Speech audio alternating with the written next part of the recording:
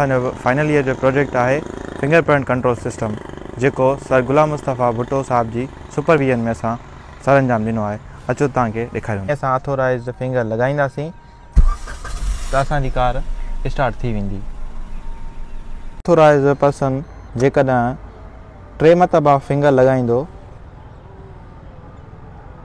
त हुनजो फिंगर सेव थी वेंदो ऐं अलार्म बि वॼी वेंदो ऐं हिकिड़ो मैसेज जनरेट थींदो जेको ओनर जी मोबाइल ते ईंदो ऐं हिकु मैसेज वेझो वारी पुलिस स्टेशन ते। मोटरसाइकिल ऐं कारनि में असां हिन सिस्टम खे लॻाए वधीक सिक्योर करे सघूं था। हीअ असां 8 खां 10,000 रुपयनि में कंहिं बि लोकल मोटरसाइकिल या कार में इम्प्लीमेंट करे सघूं था। My name is Mohammad Salman Jamali. My name is Azmat Jamali. My name is Abdul Latif Bangwar. My name is Ejaz Surayo. My name is Asadullah Lagari. We are from Monet Electrical Qaidam University, Nawabshah. We had installed fingerprint system in our vehicles. Through this system, our vehicles will be more secure. Only authorized person can start the car. But when unauthorized person put finger 3 times on our fingerprint system, the car will start beeping an alarm. And owner will receive alert message. Car will not start just by itself. When authorized person put finger on the sensor, car will be automatically start.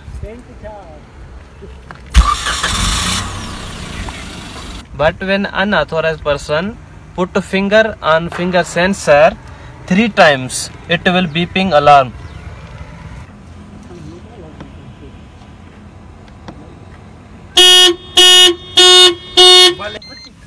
And the owners and the nearby police stations will receive an alert message having location that where the wrong fingerprint is registered. We can install this fingerprint system in any vehicle.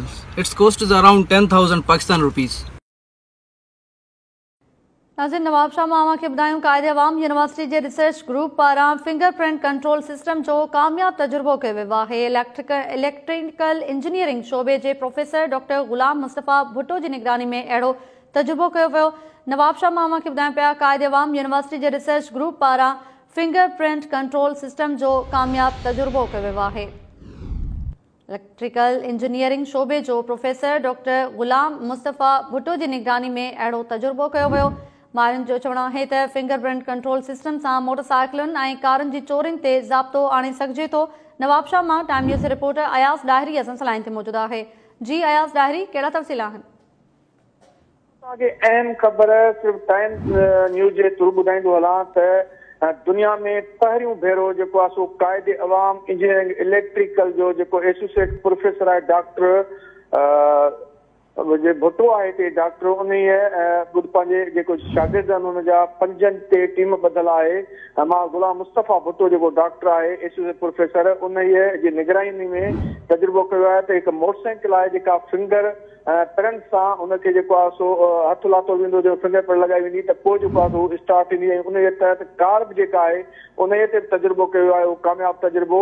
हिन जो चवां थी दुनिया में पहिरियों भेरो आहे त को बि जेको आहे सो जंहिंजो गाॾी जो मालिक आहे उहो पंहिंजी फिंगर प्रिंट आङिरियूं या पंहिंजी घरवारी या कंहिं बि फर्द ते जेको आहे सो हुन ते सेव कंदो त उन खां सवाइ न खुलंदी। जेकॾहिं केरु ॿियो चोर माण्हू हुनखे हथु लाहींदो त हुनजो जेको आहे सो मैसेज हुनजे मोबाइल ते अची वेंदो ऐं रिमोट करण सां उहो पंहिंजो पाण जेको आहे हुन इंजन खे बंदि करे सघे थो। तव्हांखे मां पहिरियों ॿुधाईंदो आहियां त ॿियूं जेके बि टेकर कंपनियूं आहिनि उहो कंपनी जे पारां इतलाह कयो वेंदो आहे ऐं 10 किलोमीटर अंदरि उहा गाॾी बि चोरी थी सघे थी। उनखे चोर जेको आहे बाहि ॾेई सघनि था या गुम करे सघनि था।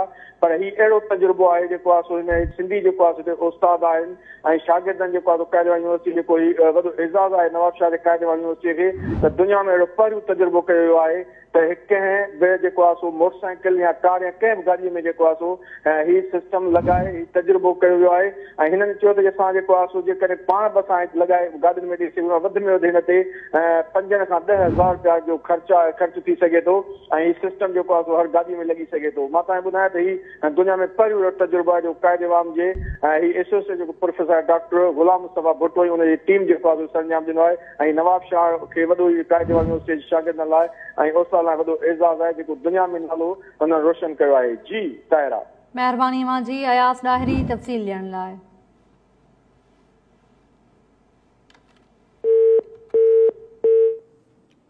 नाज़रीन, लाहौर